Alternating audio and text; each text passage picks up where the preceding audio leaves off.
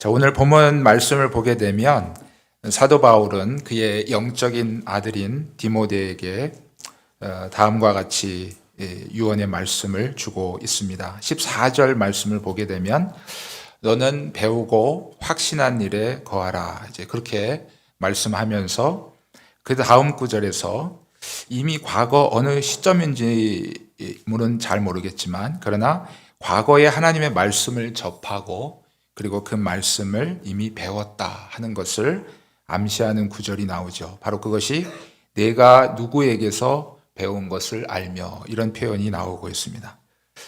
연이어서 15절 말씀을 보게 되면 바로 그 과거에 배웠던 그 시점이 언제인가 바로 어려서부터 성경을 배웠다. 이제 그렇게 표현을 하고 있죠. 실제적으로 디모데는 그가 어렸을 적에 바로 그의 어머니와 그리고 그의 외할머니에게서 성경을 배웠습니다.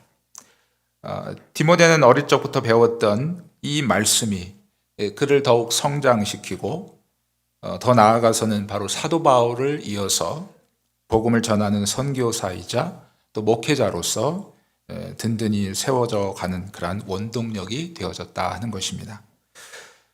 사실 디모데는 사도 바울을 만난 이후부터 그를 쫓아다니면서 함께 주의 사역에 동참을 했지만 때때로 인간의 연약함을 드러내기도 했습니다.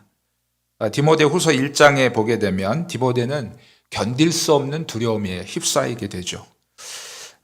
때로는 그 복음을 위해서 당하는 그 고난이 계속해서 닥쳐오고 그래서 인간적인 생각에 한 발짝 뒤로 물러가고 싶은 그러한 유혹이 디모데의 마음 가운데 있었던 것이죠. 바울은 이러한 디모데의 영적인 상태를 파악하고 바로 디모데에게 편지를 보내서 그 안에 두려움을 벗어버리고 그리고 복음과 함께 당당하게 고난을 받으라 그렇게 권면하고 있습니다. 뿐만 아니라 어렸을 적부터 배웠던 말씀, 자 그것을 다시 기억하게 하는 것입니다. 어렸을 적부터 어머니 또는 외할머니로부터 배웠던 그 말씀이 어떻게 보면 그를 거룩한 믿음의 사람으로 세워져 갔고 또 이제까지 오는 동안의 수많은 어려움과 고난 속에서도 그 어려움을 이길 수 있는 원동력이 되었는데 이제 다시 한번 그 말씀, 그 어렸을 때 배웠던 그 말씀을 기억함으로써 정말 한 단계 더 나아가 하나님께서 쓰시고자 하시는 더욱 성숙한 하나님의 사역자로서 그렇게 세워지기를 사도 바울은 원했다 하는 것입니다. 사랑하는 성도 여러분, 저와 여러분들에게 이 디모데처럼 믿음이라고 하는 것을 주셔서 우리가 이제 믿음으로 성경을 바라보고 또 하나님께서 우리에게 구원의 길을 밝히 일러 주셨습니다. 바로 디모데가 배웠던 그 성경, 물론 디모데가 배울 때는 구약 성경만 있었겠죠. 그 디모데가 배웠던 그 성경을 통해서 진정으로 하나님께서 우리를 향한 거룩한 뜻이 무엇인가? 우리는 하나님과 언약, 그 약속을 일방적으로 깨고 그래서 우리는 영원한 저주 가운데 있어야 마땅하죠. 그러나 하나님께서 긍휼히 여겨주셔서 우리를 다시 구원하시기로 작정하시고 그리고 하나님께서 그 뜻을 이루어 가시는 것을 이제 성경을 통해서 디모데는 차근차근 배우게 되었다 하는 것입니다. 그러므로 그 안에서 그는 믿음의 눈을 갖게 되었습니다. 그래서 그 안에서 결국에는 어때요? 바로 이 믿음이라고 하는 선물을 통해서 그리고 구원이라고 하는 하나님께서 주시는 놀라운 은혜를 허락받게 되었다 하는 것이죠. 자, 과거 선교사들이 이제 한국에 들어오면서 이제 이렇게 성경에 대해서 철저하게 가르쳤다고 합니다. 교회사, 한국 교회사를 보게 되면 이 말씀 사경회라고 하는 것을 통해서 이제 보통 짧게는 몇 주, 또 한 달 이렇게 긴 시간 동안에 말씀을 배우는 시간을 가졌다고 해요. 그때는 오늘처럼 교통편도 또 식사할 수 있는 어떤 환경도 되지 않았기 때문에 사람들은 다 자기가 먹을 양식 그리고 침낭 이런 것들을 싸가지고 그리고 먼 곳으로부터 이제 말씀을 배우러 그들은 모여들기 시작을 했죠. 아마 정말 상황이 굉장히 열악했을 것입니다. 그럼에도 불구하고 그들은 하나님의 말씀이 선포되어지는 곳이라면 어디든지 달려갔습니다. 이것이 바로 오늘 한국 교회를 있게 만들었던 가장 큰 원동력이다. 그렇게 저도 그렇게 생각하고요. 또 많은 또 교회사를 연구하는 학자들도 그렇게 생각하고 있습니다. 그러나 어느 순간부터 교회 안에서 이제 말씀이 사라지고 그리고 이제 어떤 인간적인 생각들이 들어오게 된 거죠. 그래서 세상은 이 세상의 문화라고 하는 것이 사람을 즐겁게 하고 그래서 더 많은 사람을 끌어모을 수 있는 그러한 힘이 그곳에 있다 생각해서 교회 안에서 이제 그런 부분들을 하나씩 들여오기 시작을 했죠. 자, 물론 하나님의 말씀을 전하는 데 있어서 너무 아이들이나 또는 초신자들에게 있어서 그 말씀을 전할 때 딱딱하고 때로는 쓴 약처럼 느껴지기 때문에 그것을 그 쓴 약을 잘 먹을 수 있도록 이렇게 사탕으로 이렇게 코팅을 해가지고 줄 수 있는 어떤 그런 일들은 필요하죠. 그러나 그렇게 사실은 하나하나씩 들여오면서 진짜 하나님의 말씀 그 중심은 잃어버리고 결국 포인트가 결국 세상의 즐거움이다. 어떻게 하면 사람을 많이 끌어모을까 이런 것에 결국에는 치우쳐져 있어서 결국 한국 교회가 하나님의 말씀의 힘을 잃어버리고 또 그 말씀을 잘 모르고 배우지 못하니까 말씀을 실천하지 못함으로 세상의 지탄거리가 되었다 하는 것이죠. 이제는 다시 말씀을 가르치고 배우는 열심을 다시 회복해야 하겠습니다. 감사하게도 제가 느낄 때는 우리 교단을 중심으로 해서 뜻있는 사람들이 다시 하나님의 말씀으로 돌아가서 그 하나님의 말씀을 가르치기에 힘쓰고 공과라든지 이런 여러 가지 부분들이 이 말씀에 집중이 되어져서 공과가 다 하나님 말씀 배우는 것이죠. 근데 어떻게 보면 과거에는 이 순수하게 하나님의 말씀보다는 어떤 그것을 통해서 다른 어떤 세상의 어떤 프로그램들과 함께 하다 보니까 하나님의 말씀이 순수하게 전달되는 그러한 시간들이 많이 약해졌다 하는 것이죠. 그런데 그런 부분들은 이제 배제되어지고 진정으로 하나님의 말씀이 배워지는 그러한 시간으로 채워지는 것을 보게 됩니다. 하나님의 말씀이 바로 제대로 선포되어질 때 그것에서 구원의 역사가 일어나게 돼요.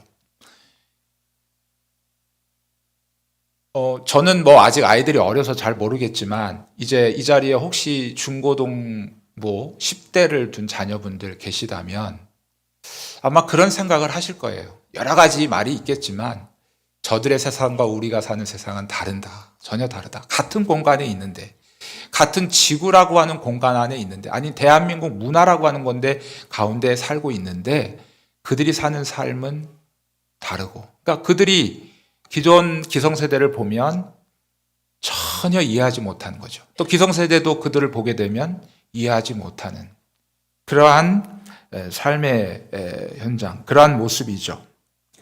자, 그런 가운데서 그들을 가르치고 또 그들의 생각을 바꾸고 살 수 있다는 것이 어떤 부모의 권위로만은 불가능하다는 것이죠. 아이들이 어느 정도 부모의 보호 아래에 있게 되면 자기가 힘이 약하기 때문에 부모의 말을 듣게 되고 또 듣는 척도 하죠. 그러나 생각이 많아지고 배움이 많아지고 또 자라가면 갈수록 이제 부모의 말은 들어오지 않습니다. 부모가 끼치는 영향력은 지극히 작다라고 하는 것이죠. 그러면 그들을 어떻게 바꿀 수 있겠습니까? 답은 바로 단순한데요. 다시 하나님의 말씀이 제대로 가르쳐져야 된다 하는 것입니다. 성경은 아까 제가 여기 우리가 읽었던 말씀 가운데 15절 말씀에 보게 되면 성경은 능히 너로 하여금 그리스도 예수 안에 있는 믿음으로 말미암아 구원에 이르는 지혜가 있게 한다. 그렇게 말씀하고 있죠.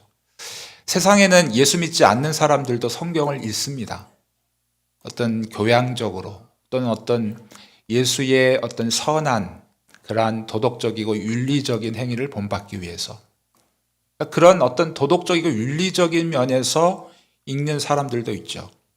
그러나 여러분, 우리에게 믿음이라고 하는 그 안경을 주시지 않는다면, 그 선물을 주시지 않는다면 아무리 성경을 읽고 연구하고 평생 그것을 정말 막 종이가 닳도록 연구해도 그에게는 구원의 길이 열리지 않아요.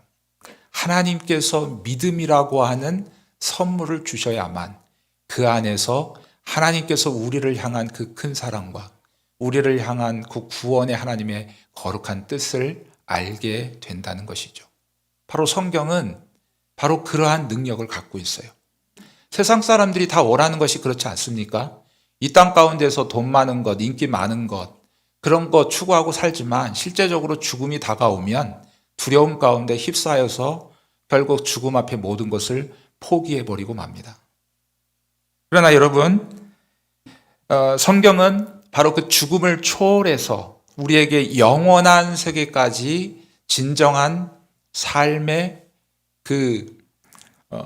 어떻게 하면 우리가 영생을 취할 수 있을 것인지를 우리에게 보여주기 때문에 여러분, 이 성경은 우리 자신뿐만 아니라 우리 아이들에게도 우리의 자녀들에게도 계속해서 가르쳐져야 된다 하는 것입니다.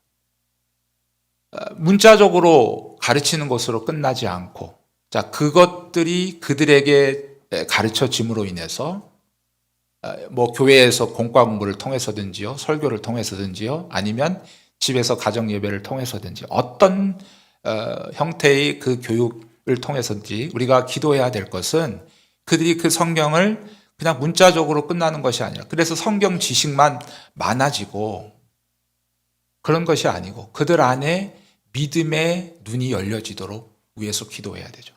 그 믿음의 안경을 갖게 될 때, 믿음의 눈이 열려지게 될 때 비로소 그들은 주님을 만나게 되고 중생을 하게 되고 거듭나게 되고 하나님의 자녀로서 이제 비로소 서게 된다 하는 사실입니다.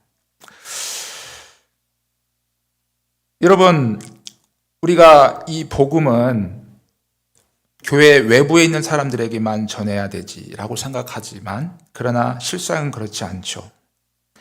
교회에 태어나자마자 다니고 있는 그러한 아이들일지라도 사실은 교회 마당 뜰만 밟고 다니지 실제적으로 예수님이 어떤 분이시며 내가 어떤 존재이고 나는 앞으로 어떤 삶을 살아가야 할지 그것을 모른 채 결국 교회 생활만 하는 경우가 많이 있어요. 그래서 어떤 이는 이들을 일컬어서 또 다른 미전도 종족이다 이렇게 표현을 하기도 하죠. 바로 성경을 그냥 지식적으로만 알게 되면 바로 이러한 경우가 되죠. 하지만 이들에게 믿음의 눈이 열려져서 믿음이라고 하는 안경이 씌워져서 바로 주님과의 온전한 관계, 바로 이 일들이 이루어져야 비로소 그들의 삶에 변화가 일어나고 성장이 일어나게 된다 하는 사실입니다. 자, 여러분, 오늘 우리가 이제 한번 살펴보고자 하는 것은 주일학교 헌신예배니까 사실은 유치부, 유년부나 또 초등부에서 아직 아이들이 어리기 때문에 사실 선생님들이 이 말씀을 가르칠 때 많은 어떻게 보면 준비가 필요하죠. 그러나 사실은 제가 이렇게 아직 중고등부는 우리 교회에서 안 해봤지만 유년부 또 초등부를 이렇게 섬겨보면서 아이들이 어리면 어릴수록 아직은 말씀을 받아들이는 그 마음 바탕이 얼마나 순수하고 깨끗한가 하는 것을 느끼게 됩니다. 그러니까 조금 말씀이 어려운 것을 조금 쉽게 풀어서 그 아이들에게 가르치면 그 아이들이 마치 물이 스펀지가 물을 쫙쫙 빨아들이듯이 그렇게 아이들이 그 말씀을 마음속에 받아들이는 것을 보게 됩니다. 여러분, 이 교육은 성경이 가르치는 이 교육은 교회에서만 이루어져서는 안 됩니다. 여러분, 우리 학부모님들 중에 생각에는 내가 일주일에 한 번 교회 보내놓고 그 다음에 그 예배 때 말씀을 듣고 공과 공부하고 또 1년에 2번 성경학교 하고 그 정도 하면 됐지 뭐 라고 생각하고 집에서는 아예 성경 얘기를 안 하고 가르쳐 주지 않는다면 반쪽짜리 교육밖에 되지 않습니다. 여러분, 주일학교는 그야말로 우리가 하나님 앞에 나와서 같이 예배하며 우리 어른은 또 어른끼리 모여서 예배하고 아이들은 아이들끼리 모여서 그야말로 교회 학교죠. 하나님께 예배하면서 하나님의 말씀을 배우는 시간입니다. 나머지 월요일부터 금요일, 토요일까지는 집에서 배운 말씀을 다시 복습하고 그리고 그 말씀을 잡고 순종하는 훈련을 해야 되는 것입니다. 자, 그 가운데 부모의 역할이 굉장히 크죠. 부모님은 그 아이들을 어떻게 이끌어 갈까?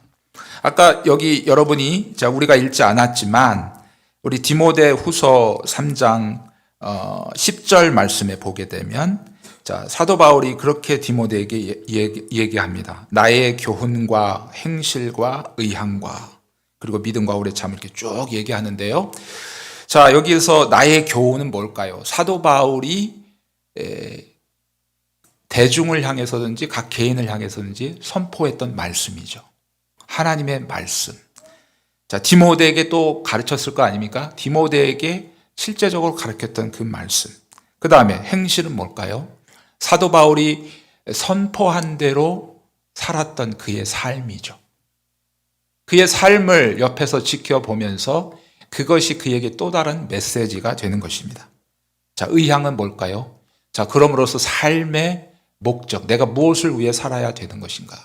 뜻을 모아서 그 하나를 위해서 달려가는 그 삶의 목적을 또한 바로 부모가 본이 되어줘서 교육을 해야 된다는 것입니다.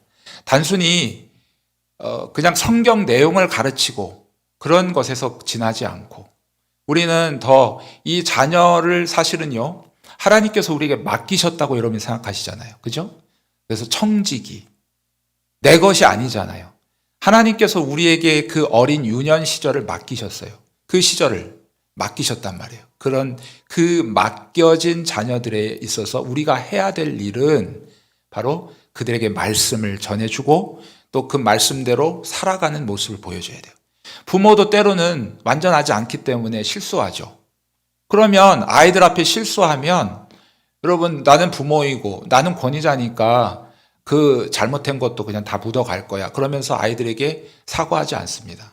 여러분, 그 모습은 온전치 않죠. 부모라 할지라도 내가 가르쳐줬던 그 하나님의 말씀에 내가 말씀을 어기고 또 실수했다면 하나님 앞에도 회개하겠지만 그 아이 앞에서도 내가 이런 부분은 잘못했다.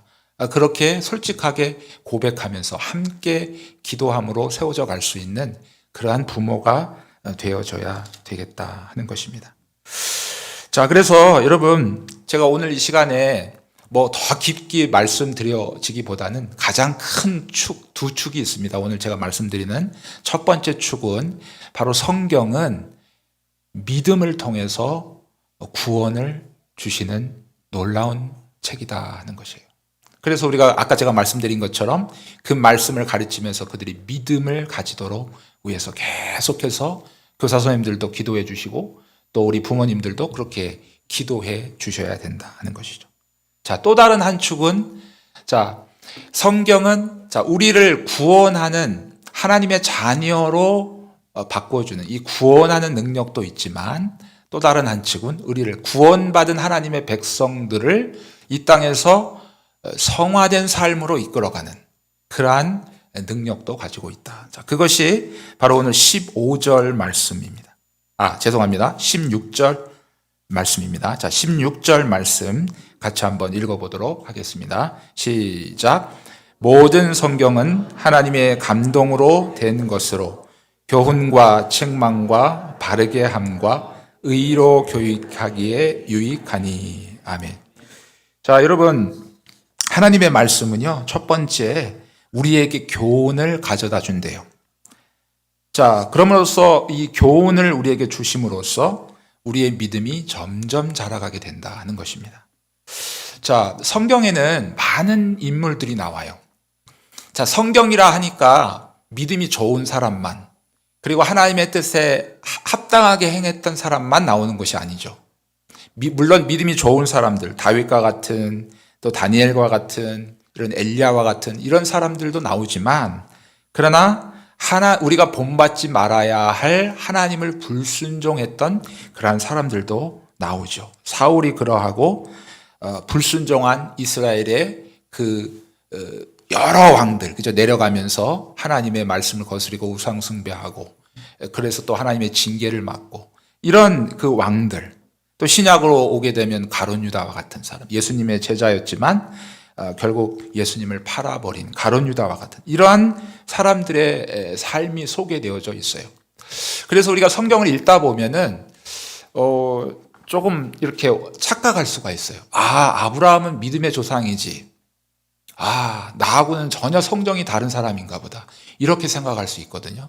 근데 사실은 창세기를 잘 읽어보면 아브라함도 우리와 별 다를 바 없는 사람이죠. 우리와 똑같은 사람이라는 거예요. 우리가 분리할 때 거짓말하고, 그죠? 자기가 분리할 때 목숨 잃을까봐 자기 부인을 자기 누이라고 이렇게 거짓말하지 않습니까? 그런 연약한 모습이 있는 거예요. 자, 그럼에도 불구하고 그가 믿음의 조상으로 세워졌다 하는 것은 바로 하나님의 은혜가 그에게 임했기 때문이죠. 하나님의 은혜가 임하게 되면 아무리 보잘것없는 사람이라 할지라도 그는 크게 하나님 옆에 쓰임받을 수 있는 존재이다. 그러므로 나도 가능성이 있는 거예요. 나도 연약하지만, 나도 지금 부족하지만, 또 어떤 분은 나는 나이가 많이 들었는데, 그러나 여러분 그것은 하나님 앞에 문제가 되지 않아요.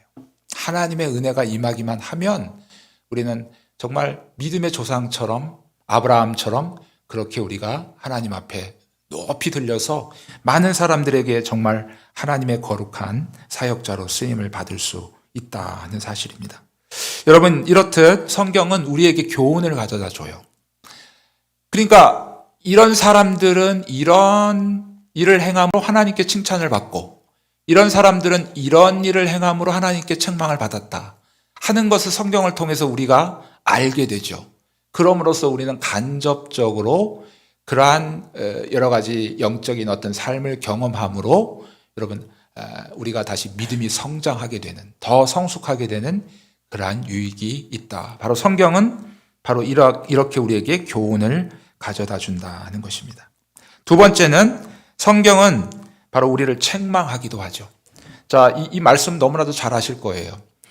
하나님의 자녀인데 하나님의 책망이 없는 자는 사생자요 버림받은 자다 그랬죠. 부모 자녀 관계 속에서도 그렇습니다. 아무리 사랑하지만 그 자녀가 잘못하면 책망하게끔 돼 있어요. 그래야 바른 길을 가니까. 사람은 어리석고 죄악된 인간이기 때문에 여러분 완벽하게 행하지 않아요. 그래서 어른들이 책망을 하고 그것이 쓴 약이 되어서 그에게 큰 도움이 되는 것이죠. 성경도 마찬가지입니다. 성경도 하나님의 백성들이 잘못된 길을 가려고 할 때 하나님께서 말씀을 통해서 책망하신다 하는 것입니다. 때로는 우리가 사실 죄를 안 범해야 좋죠. 최고로 좋습니다. 근데 사실은 우리의 실체는 어때요? 주님 오실 때까지는 죄를 끊임없이 범할 수밖에 없어요. 그런 연약함이 있어요. 자, 그럼에도 불구하고 그 죄를 범하고 죄에 떨어져 있는 우리의 모습을 통해서 우리를 책망하시고 그것을 통해서 우리를 다시 어떻게 해요? 한 단계 더 높은 정말 믿음의 거룩한 사람으로 우리를 세워 가신다 하는 것입니다. 바로 성경은 우리에게 이렇게 책망을 통해서도 하나님의 자녀로서 거룩하게 그렇게 세워 가신다 하는 것을 우리가 기억해야 하겠습니다. 자, 세 번째 성경은 또 뭘 합니까? 우리를 바르게 한대요. 여러분, 우리가 예수님을 믿는 사람들이 오랫동안 여러분이 믿으면서 가장 잘 알 것 같은 자, 하나님에 대해서 여러분 말해 보십시오라고 말하면 여러분 어떻게 말하실 것 같아요? 자, 어떤 사람이 이렇게 말할 거예요. 하나님은 내가 어려울 때마다 나아가서 기도하면 하나님께서 내 기도를 들어주셔. 맞아요. 근데 자칫 잘못하면 하나님은 내 필요에 따라서 움직이시는 하나님이라고 착각할 그러한 경우가 있습니다. 착각할 경우가 있어요. 근데 성경은 그렇게 얘기하지 않아요. 오히려 반대로 우리가 하나님의 뜻에 내 뜻을 포기하고 그리고 그분의 뜻을 따라가는 것이죠. 때로는 내 이성적이고 상식적인 생각에 맞지 않아요. 그러니까 여러분 성경을 읽어보십시오. 아브라함도 그랬고 많은 믿음의 사람들이 다 상식적인 생각을 뛰어넘어서 그 생각에 그것을 포기하고 하나님의 뜻에 맞춰서 갔던 건 아니겠습니다. 아브라함이 그랬잖아요. 아브라함이 한 번도 자기 지역을 떠나본 사람이 없는, 그런 본 적이 없었는데 그 아브라함이 어느 날 갑자기 노년이 돼서 집을 떠나라 그렇게 얘기했을 때 얼마나 청천벽력과 같은 소리였을까요? 자기 이성적으로 상식적인 생각에는 도저히 맞지 않는 것이죠. 그러나 그것을 포기하고 그 하나님의 말씀을 따라갔다. 갈 바를 알지 못하고 나갔잖아요. 그런 경우가 어디 있습니까? 이사를 가려면 어디 가서 지역을 정해놓고 그다음에 집도 계약을 하고 그리고 날짜도 딱 약속을 맞춰서 이삿짐을 가지고 가야 되는 거 아니겠습니까? 근데 이사를 하려고 그러는데 집도 계약도 안 하고 어디로 갈지도 모르고 무조건 짐을 빼갖고 가는 거예요. 말이 되는 겁니다. 이게 비상식적인데 자기의 뜻을 버리고 하나님 앞에 맞추는 거예요. 이것이 바로 성경이 우리에게 가르쳐주는 바른 신관이에요. 바른 하나님에 대해서. 우리가 그 하나님에 대해서 바르게 알지 못하니까 우리의 신앙이 때로는 샤머니즘적이고 우리의 신앙이 때로는 미신적이 될 수밖에 없는 것입니다. 우리 하나님은 그런 분이 아니시죠. 그래서 성경은 어떤 역할을 하냐? 바로 우리의 잘못된 그리고 삐뚤어진 우리의 잘못된 그 생각들과 그런 모든 지식들, 그런 것들을 이제 바르게라는 것은 바로 하나님께서 우리에게 가르쳐 주신 대로 그렇게 우리에게 역사하신다는 것이죠. 자, 사람도 마찬가지예요. 우리가 하나님을 제대로 알고 사람을 제대로 알면 바른 건강한 신앙을 할 수 있어요. 근데 어떤 사람은 사람을 과대평가해요. 인간의 능력이 탁월하다. 인간이 비록 죄를 범했지만 우리에게는 아직 할 가능성이 남아있다. 그러면서 실제적으로 교회 안에서도 그런 당신 안에 있는 그 무한한 그 능력을 한번 이렇게 뽑아내 보십시오. 이러면서 그렇게 하는 거죠. 인간을 과대평가, 또 인간을 너무 과소평가할 수도 있죠. 그러니까 이런 것들은 잘못된 거죠. 성경이 말하는 인간과는 어떤 거예요? 우리는 하나님의 존귀한, 하나님의 형상을 가지고 있는 존귀한 하나님의 피조물이다. 그렇게 얘기하고 있잖아요. 그죠? 그리고 바로 하나님의 통치를 받을 때, 하나님의 명령 안에 있을 때, 하나님의 그 다스림 안에 있을 때 우리는 가장 행복하게끔 되어져 있어요. 그것이 성경이 말하는 바른 인간관이라는 거예요. 그러니까 이렇게 삐뚤어진 하나님에 대한 생각, 삐뚤어진 우리 자신에 대한 생각, 이런 것들이 하나님의 말씀을 통해서 계속 교정되어져 가고 바르게 이렇게 되어져 간다. 바로 성경이 우리에게 주는 유익이에요. 그래서 우리는 이 성경을 가지고 끊임없이 아이들을 교육하고 그리고 그들을 가르쳐야 된다 하는 것입니다. 자, 마지막으로 성경은 어떤 유익이 있습니까? 바로 의로 교육하기에 유익하다. 자, 이 말씀은 제가 이렇게 묵상하면서 느껴지는 말씀이 바로 17절의 말씀과 연결이 되어진다 생각이 됩니다. 자, 17절 말씀 같이 한번 읽어보도록 하겠습니다. 이는 하나님의 사람으로 온전하게 하며 모든 선한 일을 행할 능력을 갖추게 하려 함이라. 아멘. 자, 이것이 어떻게 보면 최고봉인 것 같아요. 자, 하나님의 자녀가 하나님의 사람, 하나님의 자녀답게 사는 게 사실 당연한 얘기잖아요. 근데 하나님의 자녀는 되었는데 하나님의 자녀답게 살지 못하는 경우가 너무나도 많죠. 첫 번째 원인은 뭐냐면 하나님을 바로 알지 못하기 때문에, 그리고 내 자신이 어떤 존재인지 알지 못하기 때문에. 자, 그래서 우리는 하나님을 오해할 때가 많이 있다는 것이죠. 그러나 여러분, 성경은 우리를 하나님의 자녀답게 살아갈 수 있도록 그렇게 우리를 준비시켜 놓는다는. 자, 여러분, 17절 앞에 보시면 이는 하나님의 사람으로 온전하게 한다.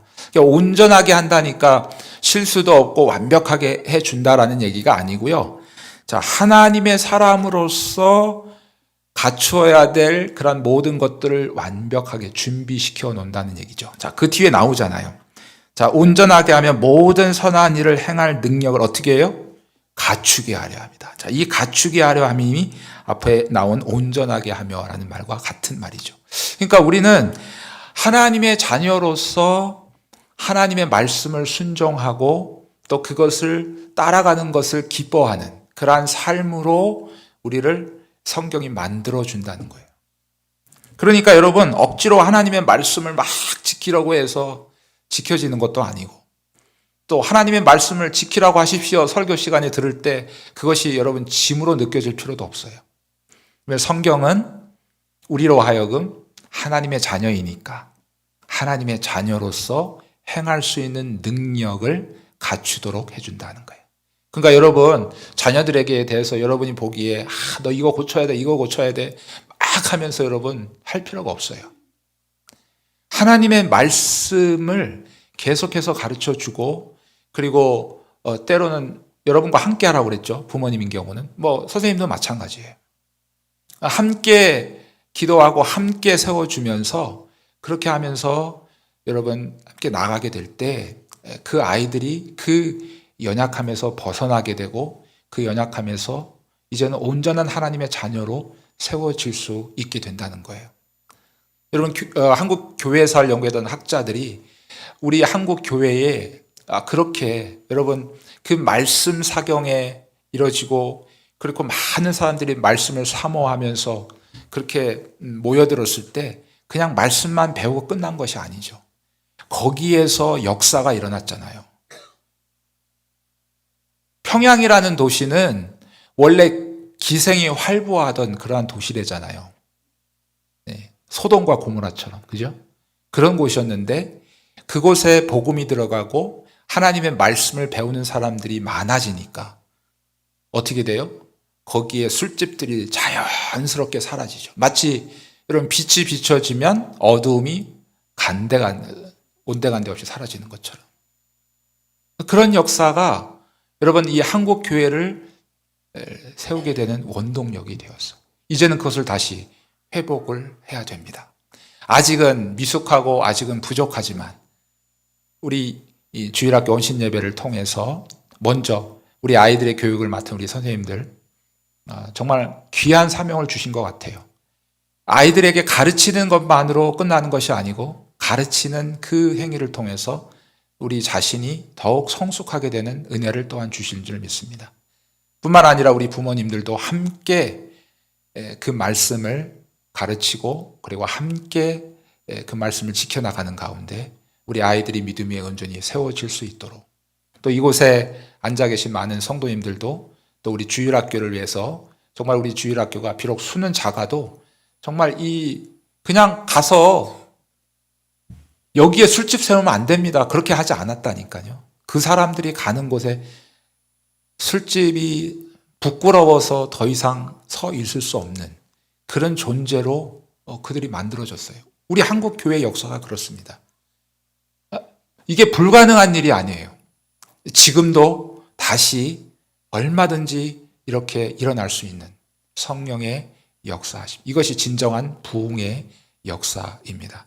오늘 이 자리에 주일학교 온신 예배로 모인 우리 선생님들과 부모님들 그리고 모든 성도님들, 이 하나님의 은혜가 다시 한번 임할 수 있도록 기도하시고, 또 특별히 성경 말씀을 생명처럼 여겨서 이 말씀을 가르치기에 힘쓰고, 그리고 내 자신도 이 말씀 속에 온전히 거하면서, 그러면서 우리 구원받은 저와 여러분들이 더욱 예수님을 닮아가는 성화된 모습으로 하나님 앞에 온전히 세워져 가기를 주님의 이름으로 축복합니다.